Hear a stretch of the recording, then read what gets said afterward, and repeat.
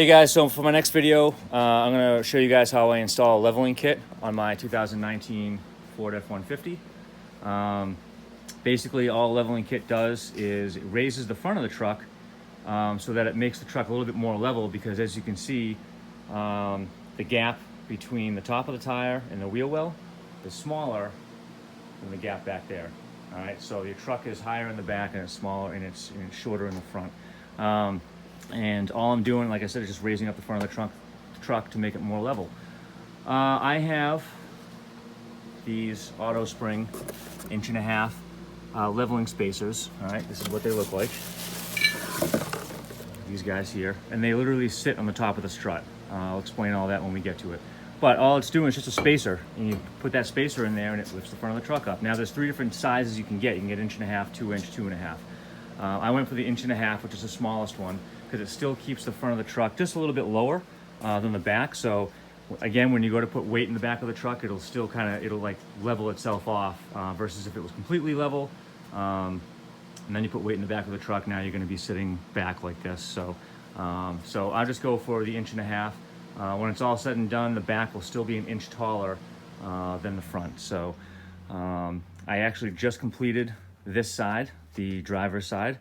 So now we're going to come on over to the passenger side, and we're going to do the same thing. So whatever we do on this side, it's going to be exactly the same we did on the other side. So I'm only going to show you one side. There's no reason to show you both. All right, first thing you want to do is you want to loosen up the lug nuts just enough so that they break free before you go ahead and jack everything up. The reason why is because the weight of the truck and the tire being on the ground is going to keep the tire from spinning. That's all. Because as soon as you jack the truck up and the tire is off the ground, there's nothing holding this tire from spinning. So to break these free, you either want to use an impact wrench or an impact gun. I happen to have a cordless one here, or you can use one off your air compressor, or you can just straight up use your tire iron or a breaker bar and get on there. If you're using one of these, you definitely want to have your tire on the ground, because there's no way you're going to be able to get these off without the tire spinning. So let's go ahead and do that first. All right, guys, so when you're jacking the truck up and you're going to get the tire off the ground, which I currently do have, you want to go more than you think, because don't forget, you're adding a spacer to the top of the strut. The strut being, the spring and the piston on the inside, right? You're going to add a spacer to the top of this up here. And what that's going to do is going to drop everything down. In this sense, it's going to drop everything down. In turn, it's obviously lifting your truck up. But because that's dropping everything down, that means your tire is going to be that much lower to the ground. So you might as well jack it up a little bit more. Get your jack stand underneath there, so that when you go to put this back on, you don't have to jack the truck up even more, because everything's going to be lower, if that makes sense. All right, so if you skip this step, it's fine. Just when you go to put your tire back on, you're going to have to jack your truck up a little bit more just to get it on, because it will scrape the ground. Okay, when you jack up any vehicle, you always want to use a jack stand. Okay, the jack stand is a solid stand that holds your truck up. You don't want to just trust that this will stay up the entire time. You can keep it underneath there. In fact, we're actually going to take it out and use it later to help us. So the jacks, even if you're not going to move your jack, you don't want to trust it's going to stay up by itself, because it is hydraulically driven, and if that ever fails, your truck's going to come down. Here, this is solid metal, and this is a pretty beefy jack stand, so it's not going to go anywhere. I also threw some pieces of wood behind the rear tire, as well as put the parking brake on as well. That way the rear tires are keeping the truck from moving back and forth. Just some good safety precaution measures that you want to take to keep you safe, because these things are heavy. All right, now that we have it all jacked up, you can see there's plenty of room underneath there to allow for the spacer when we go to put the tire back on. You want to go ahead and take the tire off and make sure these are all loose. Take them all off completely, and the tire should slide right off. Now that you have your wheel off, there's one more safety precaution you can take, which may seem like a little overkill, but it's better than being crushed into your truck if the jack stand ever failed. You can see I slid the tire underneath, so if the truck ever fell down, at least it would land on the rim and the tire, and you would have that space. And that's quite a bit of space, because the tire is pretty wide. That would protect you. So that's just one more thing that we can throw underneath there for safety. Okay. Here's what it looks like when you have your tire off. Like I said, this is the strut. It's the spring with the piston on the inside of it. and we're going to throw that spacer that I showed you earlier up inside here. So we have to get this whole thing out in order to do that. So here we go. First thing we're going to do, actually I'm going to show you everything really quick what we're going to do ahead of time so you know what you're up against. We have to take off the upper ball joint. We have to take off the tie rod, the lower tie rod right here. Just the lower one, not the upper one, just the lower bolt, okay? The lower ball joint, we have to take that off. You definitely want to take off these couple of supports right here. That holds your brake lines on.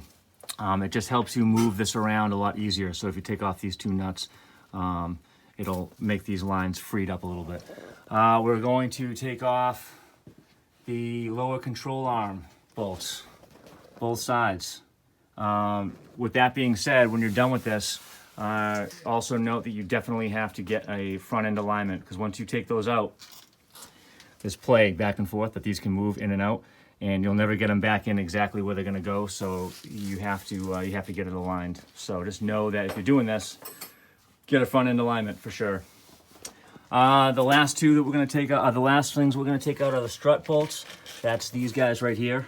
You can see there's one on the right side, there's one on the left side. You can't see it because it's in the shadow, but those nuts are on the bottom. And then there's 3 nuts up on top for the top of the strut. So that's everything you need to take apart. It goes pretty easily. It's more time consuming than difficulty, all right? So we're gonna start by taking off the upper and lower ball joints, these guys right here, and the supports for the brake lines.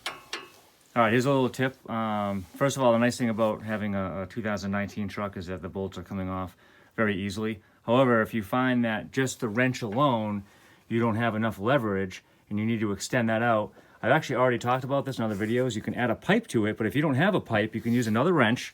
Just use the box end of it, yep, and you're gonna attach it to the open end, and then go ahead and you can pull on it, and it's gonna give you way more leverage now. So that's just a little trick to give you more leverage and make you stronger than you actually are. Thank you for demonstrating that, Christian. Sure. All right, so I have the lower ball joint nut off. I have the upper ball joint nut, which is ready to come off. It's really loose. And we have the supports for the cables off as well. All right, so before you go ahead and take off the upper ball joint, when you do take it off, it's gonna make this whole assembly swing out. And it's gonna be a little bit of a pain in the neck because it's gonna be in your way when you go to take off the bottom strut nuts and the bottom sway bar nut. So I'm gonna go ahead and take all 3 of these off right now. All right, so again, so we got the bottom 3 bolts, the 2 off the bottom of the strut, the 1 off the bottom of the tie rod, the sway bar, which you can see back here. Again, before we take off this top ball joint, there's actually 2 more nuts and bolts that we're going to take off, which are the lower control arm. Again, this is going to be what's going to screw up your alignment. So you can make marks and figure out where it was, but you're never going to get it back perfect. So I know when we did the other side, when we loosened everything up, this whole thing went in, so we kind of pulled it back out, tightened everything down, but again, I'm just gonna have it aligned professionally, that way I know it's done right. So I'm gonna go ahead and take off the bolt that goes all the way through. The head of the bolt is actually here, and the nut is on the outside, so I'm gonna loosen that up, loosen up the other one, they should slide right out. All right, so we just took out the other bolt. This one, I'm just gonna show you guys how easy it comes out. I'm just doing it with my hand, push it out. Get in there. There is a little shield right here that might be in the way, but it's flexible enough to move out. The only thing that's keeping that in there is the fact that this control arm wants to fall down. So I'm gonna get in there, maybe prop it up with my leg. Yep, as soon as I put a little bit of pressure upwards with my knee, bolt came right out. It's gonna wanna fall, so I have Christian holding onto that. So that way I can get myself out of there. Okay, so the control arm bolts are out. As you can see, it's now hanging down on the right side, it's now hanging down on the left side. The only thing really holding this thing together is this upper ball joint. So we're gonna now take this out.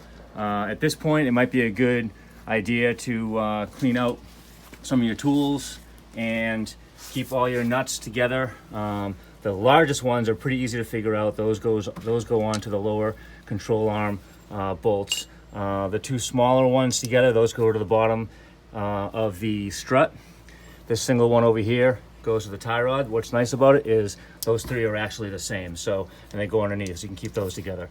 Here is your ball joint. The nice thing is they're all kind of like, you know, grouped together in different sizes. So you really can't screw up putting them back on. And they should be able to go on by hand. If they don't go on by hand, you're doing something wrong. So it's the wrong bolt for the wrong nut for the wrong bolt. So I'm gonna get those out of the way, and we're gonna get the jack over here. And the jack will go underneath and help support this whole thing so it doesn't just go flying down on you, putting unnecessary pressure on your brake lines and your other lines like your ABS and all that kind of stuff. So, all right, so we have the upper ball joint off. I added this little clamp that has the extension arm that's resting up against the frame of the truck there, and that's keeping this whole brake assembly from just rotating backwards. Just a little tip to help keep that out of the way without it dangling too much, again putting unnecessary stress on these guys. Okay, so the next step is we're going to take the 3 nuts off the top of the strut. There's one here, and there's one right back here. You can't really see it because, so you can see the stud right there. Anyway, so we want to take those off. We're going to use a 3/4 inch wrench to do that. Okay, so all 3 bolts are off the top. Now the next step is just lowering everything down and taking it out. There's a couple other videos on the internet that I was looking at that showed, well, it didn't really show, but they took out the strut without taking the lower control arm bolts off. And we tried doing that earlier, and there wasn't enough distance to be able to move the control arm down, even with a pry bar getting in there and prying down on this. There wasn't enough distance, so, and maybe you can finagle it and get it out and work at it, but since you have to get it aligned anyway, it's much easier to go, I think, to go this route. It just drops the whole control arm down, and this should now, once you take the jack out and lower it down, the control arm will go down, the strut will come down, it should be able to pop right out. All right, so you can see we got the strut out. No more strut in there. When I lowered the jack, you can see how far down the lower control arm moves. So I was actually able to pull the top of the strut out. Christian had to lift up on the top, on the upper control arm. It kind of just springs up and out of the way. And we can pull the strut out. Now, where it sits in the bottom, as you can see right down in here, we use the tire iron, which has a small thin section on the bottom, to get in there and leverage it out. Basically, those 2 nuts are like, they're stuck in there, not bad, but just enough that like if you break it free with the tire iron, then the strut comes right out. So let's talk about attaching that spacer to the top. All right, so here's the spacer. And you can see the spacer has the 3 studs sticking out. These are going to be now what goes up into your truck and sticks out the top that you're going to put your factory bolts on, factory nuts. Here are your factory nuts right here. They should spin right on nice and easy. Here are your factory studs that you were using to attach to the truck. You're now going to use those studs to attach your spacer. Right off the bat, don't freak out like I did the first time. The bolt spacing is not even. You can see that these 2 are closer together, and this one's kind of off in no man's land over here. So make sure you get those lined up correctly when you go to slide this on. With that being said, that means you're basically going to flip your whole strut around 180 degrees to line your bolts up in the truck. But that's not really a big deal. It should line up no problem. And the fact that you're flipping it 180 degrees means that these 2 will line up because you're basically just turning the whole strut. So go ahead and attach the spacer using the nuts provided. All right, so here's the strut. Those studs on the bottom, I don't know if they come out or not. We didn't try to take them out. You don't need to take them out, so don't hammer on those. Be careful when you put it on the ground that you don't knock them out if they do come out. There's a spacer on there. Again, the bolt pattern, you can see that the 2 closest ones together are facing me, and the one furthest apart is away from me. If you look up underneath, the bolt pattern, the 2 closest to each other are on the front of the truck, and the one back here is towards the cab of the truck. So you want to make sure you have it lined up like that. So that's the way I have it lined up.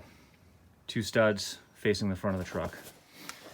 Okay, so we got the strut in. It's just in there loosely right now. We ran into a little bit of not really an issue, but we were having trouble lining up the top studs. And the reason why is because the whole strut was twisted. Well, why was it twisted if it's sitting down in the control arm? Well, the control arm wasn't in at all, and it's still not in. But because the control arm was down below the truck, the whole arm was twisted, effectively twisting all of this. So the nice thing is you can actually go ahead and put the bolts back in the control arm, and you can just secure it loosely. You don't have to really go crazy with it just yet. But what it does is it keeps everything nice and square, effectively keeping your strut square and it should line up with the holes up top. So that's what we're going to do first, is get the strut in loosely, but put the nuts for the control arm, the nuts and the bolts for the control arm back on. All right, so like I said, we put the bolts in. I don't even have the nuts on because it's just holding the control arm in place. That way it keeps the strut nice and square.